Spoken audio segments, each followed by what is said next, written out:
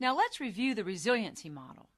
If you remember, the 4 ways people respond to stress are give up, put up, bounce up, and step up.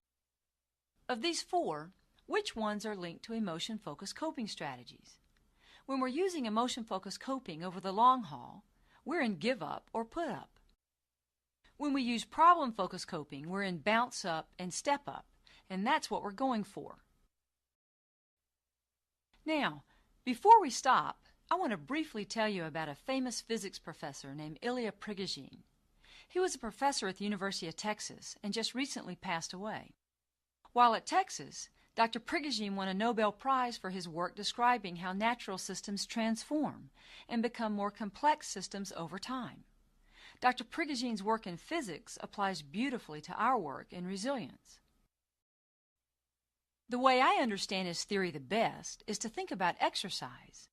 If you've ever lifted weights or gone for a jog, you purposely overload your muscles, right?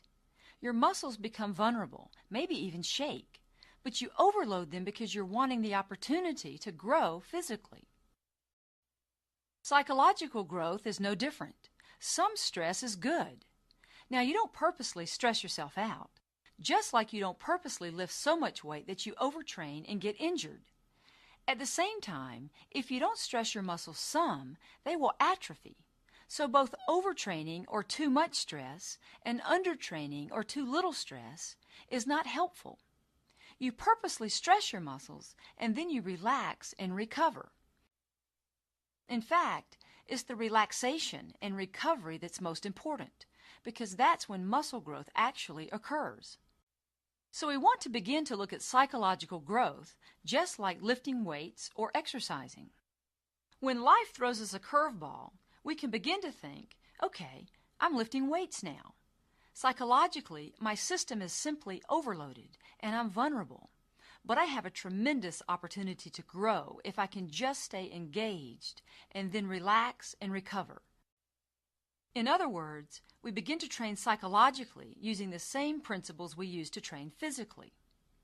What we're going to work on doing when we're stressed, lifting weights so to speak, is 3 things, which are the 3 C's we spoke about before. And this is the heart of our resiliency curriculum. We want to take responsibility, which is taking control. We want to focus on empowering interpretations, which means perceiving or thinking about situations as a challenge. Finally, we want to create meaningful connections, to stay committed to the important projects and people in our lives, even though we may feel mad and disconnected. So to summarize, you've identified 2 stressful situations that you'd like to transform from give up or put up to bounce up and step up. And you've created a mental image of the outcome you want in each of these situations. You've also learned the difference between problem-focused coping and emotion-focused coping, and how to use each effectively.